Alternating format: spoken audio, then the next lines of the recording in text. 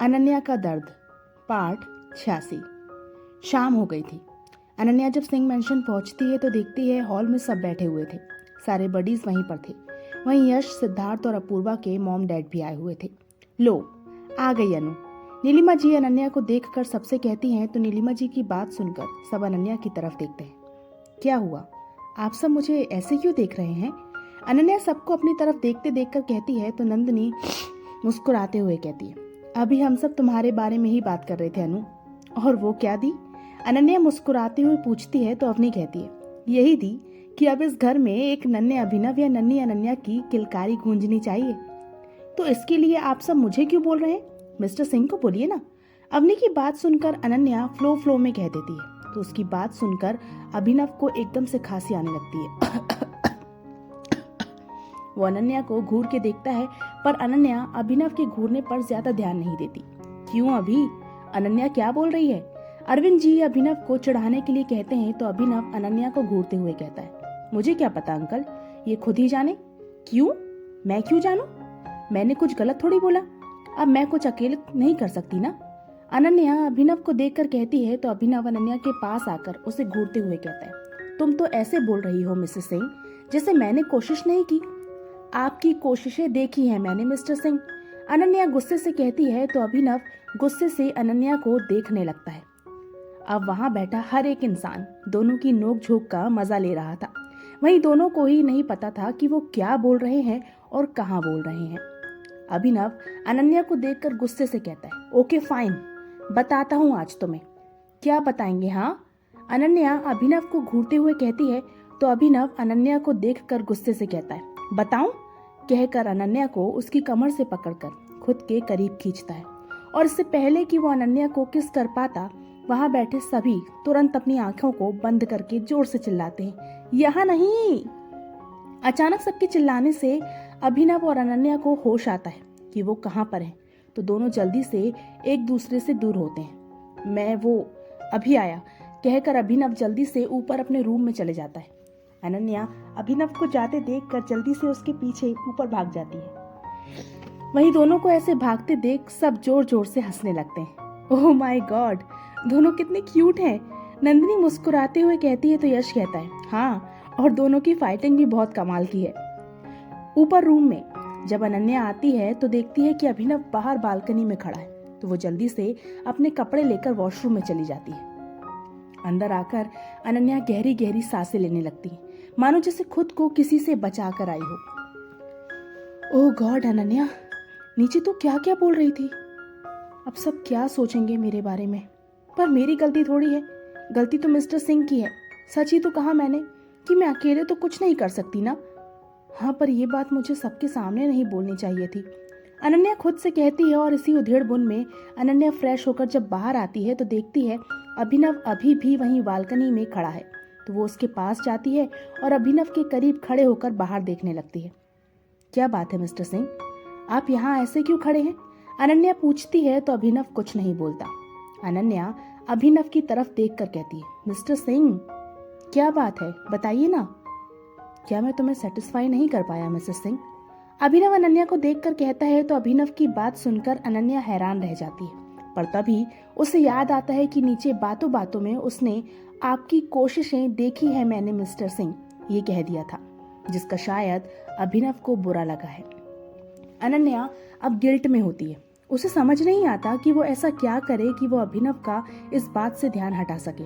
तभी अनन्या बिना ज्यादा सोचे अभिनव का कॉलर पकड़कर अपने करीब खींचती है और उसके होठों पर अपने होठ रख देती है।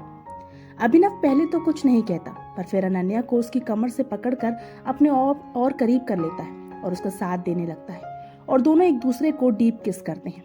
थोड़ी देर बाद अनन्या अभिनव से अलग होती है और अपनी सांसों को काबू करके कहती है, आप मेरी बातों पर ध्यान मत दीजिए मिस्टर सिंह, मैंने ऐसे ही वो सब नीचे बोल दिया था। पर सच तो ये है कि आपने हमेशा मुझे सेटिस्फाई किया है, बल्कि शायद मैंने कभी आपको उतने अच्छे से प्यार नहीं किया जितना आप मुझे करते हैं। अनन्या की बात सुनकर अभिनव मुस्कुराते हुए कहता है, तो क्या इरादा है आपका मिसेस सिंह? इरादा तो नेक है, पर इसमें आपको मेरा साथ देना पड़ेगा। अनन्या मुस्कुराते हुए कहती है तो अभिनव अनन्या को देखकर एक बार फिर उसके होठों पर हल्के से किस करके कहता है, मैं तो हमेशा तुम्हारे साथ हूँ मिसेस सिंह।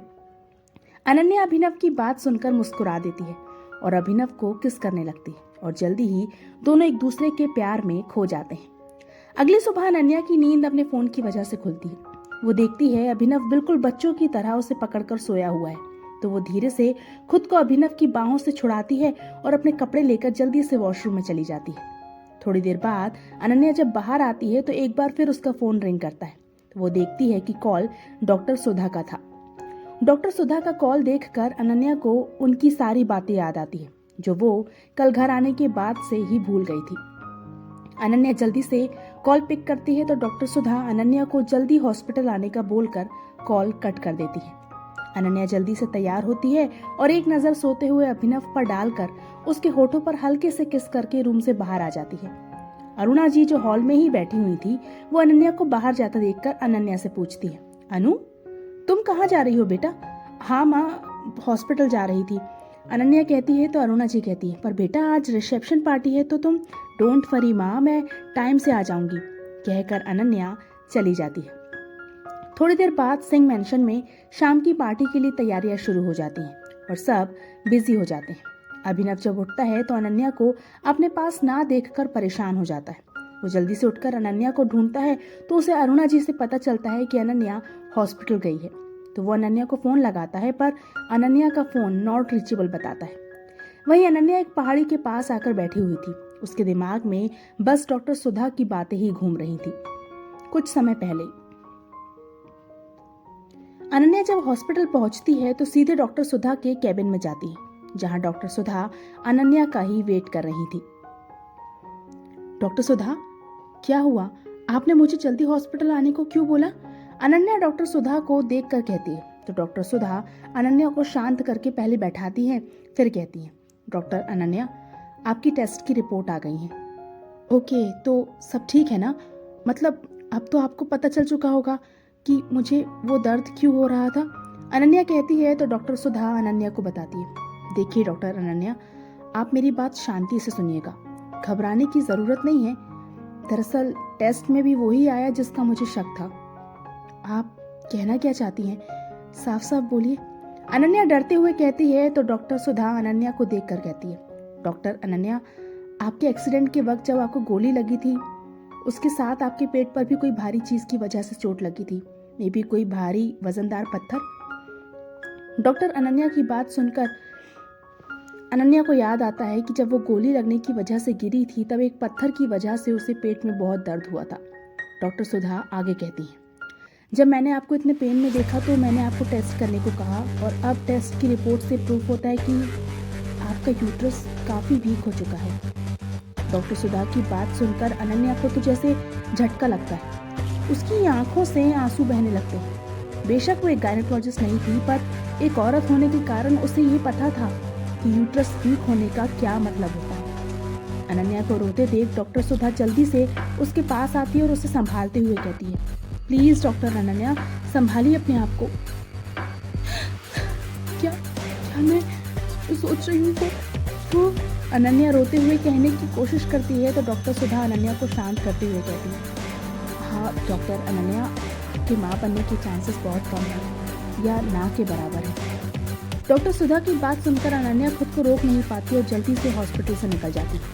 प्रेजेंट अनन्या रोते हुए ये सब सोच रही थी। उसे समझ नहीं आ रहा था कि वो क्या करे। अनन्या खुद से कहती,